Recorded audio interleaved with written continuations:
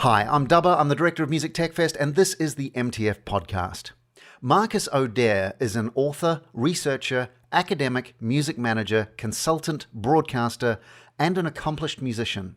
He's recently taken a position as Associate Dean of Knowledge Exchange and Enterprise at the University of the Arts in London. Before that, he established a Creative Entrepreneurship MA course at Middlesex University, and he's been featured on, presented, and written for the likes of the BBC, CNN, The Guardian, Independent, Financial Times, and the Irish Times. He's written biographies of famous artists, and he's edited a book about the history of mute records. He's now the author of a new book called Distributed Creativity: How Blockchain Technology Will Transform the Creative Economy. We sat down and had a chat at MTF Stockholm about all of this and more. Hope you enjoy. Marcus is somebody whose name I've come across on a number of occasions through my career in academia in a number of different guises, because you wear a number of different hats and you think about a number of different things, but there is a bit of a thread to all of them. Do you want to just sort of do a kind of how you describe yourself in terms of what your interests are as an academic? Okay, well, I ended up in academia from, playing music and writing about music. Completely, what they would call a practice-based appointment. I was just appointed on the basis of someone who played music and managed music and wrote about music and talked about music on the radio. Since ending up in academia, I've become more of a researcher, I suppose, and I'd already written a book about Robert Wyatt, which is a popular press biography, but I've just written a book more recently, which is about blockchains and the impact they could have on creative industries. Not just music, although my job title is Associate Professor in Music and Innovation at Middlesex, which is a university in London. But actually, when you start looking at that, the problems and opportunities of a tech like blockchain are quite similar across the verticals. So it's actually quite similar whether you're talking about a music file or a piece of digital art or whatever. So I ended up in that book looking at games and images and journalism and book publishing, but mainly music. Right. Still play a bit, much less than I used to. Because you were a signed artist and everything. You were like on the circuit and... Yeah, I started off, I used to be, I'm not really a very classic session musician because I'm definitely no virtuoso, but I was a session musician with an artist called Passenger before he had an international hit record. But he already had a massive management deal. He was already managed by IE Music, who had made their fortune managing Robbie Williams. Well, they made their fortune in the 1970s running Island Records and stuff like that. as managers, they'd already made their money off that £80 million Robbie Williams deal. And so I did that for a period, and then as a featured artist, I was signed to Ninja Tune with a duo called Grasscut, which we're still doing, although to be honest, we don't, I've got little kids, we don't tour very much. I manage it, I've always managed it, and I guess increasingly that's the side of it that I've enjoyed, which there's some crossover there with the academic side, because it's basically about innovation management. It's not like high-tech innovation, but it's basically someone's creative idea, how you monetize it. Right. In the kind of tradition of one of these things is not like the other. The Robert Wyatt thing sort of stands out as being kind of interesting that this is, obviously it was a passion for you because you wrote a whole biography. What's the connection? Okay, so when I was doing much more journalism, and I was also doing radio, and there was a great period when I was presenting a music podcast for The Independent, which is a newspaper in the UK, but it was a collaboration with AIM, which is the Association of Independent UK Record Labels. So it was independent newspaper and independent music. And I had completely free reign as long as the people I put on the podcast were on an independent label. So it was great. I did weird things like hanging out with Julian Cope, who's sort of crazy, shamanistic, English, psychedelic visionary. And in his sort of World War II German officer gear, he took me around these Neolithic stones and stuff, which was a good day out. And then another day out that was even better was a day with Robert Wyatt. It was when he was, Domino Records did a big anthology of all his independent solo records back to the 70s. And I had such a good day hanging out with him in his garden in Louth, which is a little village town in the north of England. It's like a day to get there from London. I had such a good time, and I loved the music anyway. And Robert White's a very unusual artist because he's done Top of the Pops. He's done quite mainstream stuff. The Top of the Pops track was a cover of "I'm a Believer," the track the Monkees did. Yeah. Although his version was quite weird, but it was a top 40 hit. And he had another top 40 hit during the Falklands War in the 80s with this kind of really anti-war track written specifically for him by Elvis Costello and Clive Langer, who was a producer from the time. Mm-hmm. So he sort of flirted with the mainstream, but then he did really, really weird things, avant-garde things, left-field jazz things, recorded lots of revolutionary anthems from, Latin America, or just done all these weird things. Brilliant music, and also like this thread of amazing collaborators, because through the decades from the 60s, so we had Peter Jenner talking last night about UFO and that kind of early Pink Floyd period in London. Robert White was there. Soft Machine were parallel to Pink Floyd, and he played on Syd Barrett records and stuff, and he toured the States with Hendrix. Yeah. But then in the 70s he's working with other artists.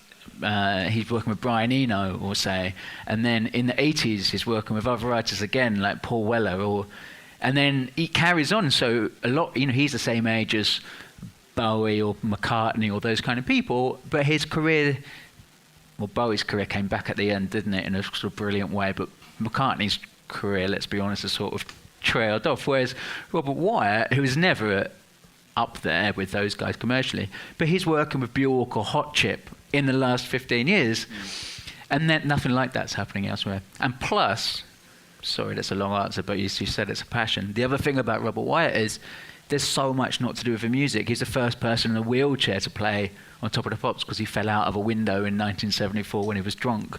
And he's a Marxist, and there's very few Marxists, even in popular music, or even anywhere now, like the hardline Soviet Marxists, which is basically what he is, like an old school lefty. Yeah. So in all kinds of ways, it was just a story that had to be told, and no one had told it. Right. Someone like Bowie, there's about 40 books on Bowie already, and I just didn't want to write the 41st. There was nothing on Robert Wyatt. So join the dots for me. Obviously, there's a music connection and there's an innovation connection, I guess. But still, Robert Wyatt, I'm going to write a book about blockchains. How do you get there? What was the thing that sparked the blockchain thing for you? Okay, so there's no connection. Apart from, we did a report a couple of years ago, Nick Mason, who's a mate, that's a connection that came a different way. So there's no link. What it was is that the Robert Wyatt project was a culmination of, before I was doing academia, much more like journalism and broadcasting stuff. When I moved into doing more academic work, I started thinking about, okay, what's an interesting area of research, critical thinking, and I was looking for something current and industry facing. And I guess, and this happened to be exactly around the time when people had started talking about blockchains. I'd heard about Bitcoin, but I hadn't taken any notice, to be honest. I didn't see any relevance to what I was doing. And I was going to, Imogen Heap's hearsay, so I was going to some of her early hack events, which were in 2015 in London, and there was a buzz about what was going on there. But also, I felt like there was a place where you could. There was a massive opposition to what was. It's changed now. There was massive opposition to what some of the blockchain people were saying from the big rights holders. Very, very negative comments by people like PPL and some of those type of people, and then mad evangelism from the startups. Yeah. And I was thinking that this is what academia can fit in. If you want a critical voice, that's somewhere in the middle. That's a good place. Right. But it's not just the technology of blockchain that you've looked at. You've written this from the point of view of how does this make sense for creative people? Yeah, so I've tried, as I say, to take our kind of middle way. So this book I've written, which is unbelievably fast for the academic world, is only, I finished it last month. I'm looking at the proofs this month, and it will be out next month, which is not even the sort of timescale that popular press usually works, let alone the academic world. So that's great, and it means that it doesn't get out of date in a very dynamic and fast-moving kind of world. And the book is looking at opportunities of the technology, but also barriers to adoption, and also possible risks of adoption as well, which is like a neglected piece. Is that the structure? Is it like a section on... Yeah. Introduction to the tech, introduction to how it's relevant to the creative industries, which is fascinating and to me a really clear use case, but often neglected. I mean, in the worlds that we're all in, blockchain is quite a buzzy subject, but if you go to a mainstream blockchain event, it's still seen as a sort of weird sideshow. People are, oh, music, okay. So the hype that we hear is music industry is broken or unfair or wrong. Blockchain is this technology that fixes that somehow, and then you apply blockchain to music industry, and then everything's fair. How close to the characterization is the reality? Well, you never, through a technology, are going to solve the people bit. And so people have got to use it. And people have got to use it in a particular kind of a way. So I always think it's quite interesting to look at the parallel with banking, because in banking, I mean, the Bitcoin was invented to circumnavigate banks. It came along in the direct aftermath of the financial crisis. And yet, there's now huge banking consortia pouring millions into it. Mm-hmm. And the same could happen. So the ways in which it can be used are enormously varied. And sometimes it's sort of presented like there's one way of using it. But yeah, because that's a really interesting point. What does it do? Yeah, well, lots of things. I mean, even a lot of what's been discussed, and I don't know if people were at the mycelia hack that was happening in parallel earlier in the week, but there's various blockchain startups there doing different stuff. And then there's other people doing stuff, say, with ticketing, which I wasn't at most of Imogen's hack this time, but I've been to lots of them. There are some people involved in using blockchain for live, but I don't think secondary ticketing people are part of that umbrella, and mycelia is quite a big umbrella. Different people using it for all kinds of different stuff. But are those kinds of different stuff all under the umbrella of money changing hands, or is there more to it than that? Well, one of the sort of the most prominent book on blockchains is one that Don Tapscott wrote, who's a sort of management theorist, with his son, Alex Tapscott, who's a blockchain CEO, I think. And they've set up something called Blockchain Research Institute, and they've written a book called The Blockchain Revolution. And they call it the Internet of Value. So they said the first internet, the internet we all think of, is the Internet of Information. And that's great for transferring ones and zeros, but, and this is where the relevance to the creators comes in, it's not good for transferring value. And they talk about that to some extent in relation to creative industries, but in relation to all these other verticals as well. But it's kind of the same problem. If you transfer a digital file, you're not actually transferring the file, you're transferring a copy of the file. Right. And so you get content that can be infinitely copied with no loss of quality, whereas, you know, in the old analog days, there would have been some decline in quality. Just to be clear, when you say value, you mean monetary value? Well, yeah, yes, I do. I mean, I would argue that there's, you know, social value associated with the creative industries as well. But no, I'm talking about financial value, yeah.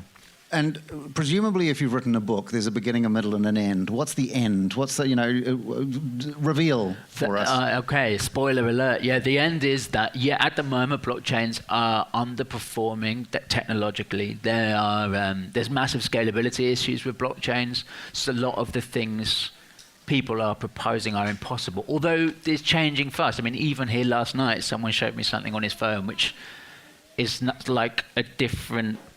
It's just like a potentially stage on to anything I've seen before. So things are changing fast, and you don't always know what everyone's doing because everyone's behind NDAs, and so sometimes someone will show you something in private that they can't put in public, and so it's hard to keep up. But the conclusion is basically this is a potentially transformative technology. The fact that it's underperforming in the short term is no problem in the longer term. That's the case with all disruptive technologies. They're always underperform at first, and that's not the way to write them off. But the problem is that adoption. The tech is only a tool. How do we adopt? Well, it depends who is adopting, because there were already kind of long tail adoptions. So, like 2 or 3 years ago, there were people doing projects with completely unsigned artists. Like there's a startup called BitTunes, which is still around. They only work with artists who are not signed, and that makes it relatively easy because you're not dealing with big rights holders. But on the other hand, it's hard to get traction because they're not artists with big followings. Right. Now you've got Bjork did a crypto project, other bigger artists have started to do stuff, and that's how people start to take notice. And there was big umbrella projects. Sure, because it seems very fragmented. There is basically a blockchain per song that's released on a blockchain, and like there's the Tiny Human, there's the Björk thing, there's the and is that a problem of interoperability, or how, what is that causing problems? There are people looking at interoperability in general because this is a recognized problem that the whole point of blockchains is supposed to be about getting rid of silos, and we could just make a whole load of new silos. So much beyond music, there are people looking at interoperability, and there are these big organizations. I mean, Mycelia, as I said, Imogen Heap's project is kind of an umbrella, and then there's a big umbrella which is based in Berkeley, which is the Open Music Initiative, OMI. But again, there's about 200 companies now, I think, in OMI. Some of them huge. I mean, the major labels and Spotify and people are part of OMI. So lo and behold, it doesn't move at 100 miles an hour. The things that move faster are the long tail ones, but then you've got the adoption problem. There is a theory that the reason that all of these organizations are involved in this project is because that is the opportunity to sabotage the project. Mm-hmm. Is there any truth in that, do you think? I haven't seen that happening myself, but you would be naive to think that wasn't part of the motivation. Mm. But also there's use cases for them that are just about efficiency. And that is obviously going to be of interest. So you could well have, the majors. It will take a mindset change for people not to be proprietary about their data, which is how you get the real value of a blockchain. Otherwise, you could talk about some other kind of database. The next kind of chapter of the book, if you're going to sort of write, issue number 2, seems to be there's a lot of things that are coming out about blockchains that are not about blocks nor chains, mm-hmm. And these new technologies that are about the same sorts of things, but that actually kind of circumvent the kind of the blockchain methodology. Is that kind of part of the same family, or how does this work? I think of them as part of the same family, yeah. Some people make a distinction between blockchains and DLTs, which is distributed ledger technologies, and yes, there are these things. I mean, for instance, there's one called IOTA, which isn't really running on a blockchain at all, but it's running on a tangle. Runs on a tangle, exactly. Which is what? Well, it is a DAG, which is what came up in our research day yesterday. It's a blockless. A blockchainless blockchain. It's the same family. Chainless. It's the same family of technologies, and I mean, I think that it's what a lot of people have said about blockchains, and I found this in my own teaching. Actually, I've used it.